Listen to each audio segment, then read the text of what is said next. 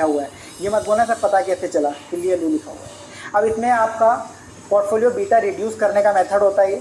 इससे आप पोर्टफोलियो का बीटा रिड्यूस कैसे कर सकते हो, उसके लिए आपको 4 स्टेप में वर्किंग होती है। सबसे पहला, आप रिस्की नए पोर्टफोलियो में रिस्की पोर्शन कितना होगा वो निकालो। अब इसके पीछे का कंसेप्ट कुछ नहीं बता रहा, स्टेप्स रिवाइज करा रहा हूँ ताकि क्वेश्चन हो जाए, समझाया हुआ पूरा पोर्टफोलियो चैप्टर में।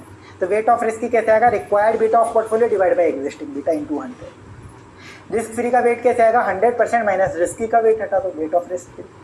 थर्ड स्टेप में फिर आप क्या करो, पता कर लो कि कितनी रिस्की सिक्योरिटीज आपको पोर्टफोलियो से बेचनी है ताकि आप रिस्क फ्री खरीद सको उतने अमाउंट की। यानी इससे आप ये बोल दो चाहे रिस्की कितनी बेचनी है या फिर रिस्क फ्री कितनी अक्वायर करनी है, एक ही बात है। अरे जितनी बेचोगे उतनी तो अक्वायर करोगे रिस्क फ्री।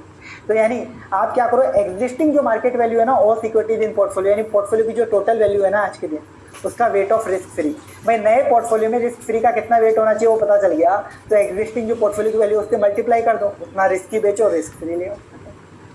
स्टेप 4 में पता चल गया कितना डिस्पोज करना है और कितने अमाउंट की रिस्क फ्री लानी है, ये पता चल गया। स्टेप 4 में आप सर डिस्पोज करना है टोटल अमाउंट वो तो पता चल गया, लेकिन हमारे पोर्टफोलियो में तो अलग अलग कंपनीज के शेयर्स होंगे, हर कंपनी का शेयर कितना कितना डिस्पोज करेंगे, amount of securities of each company in portfolio to be disposed हो।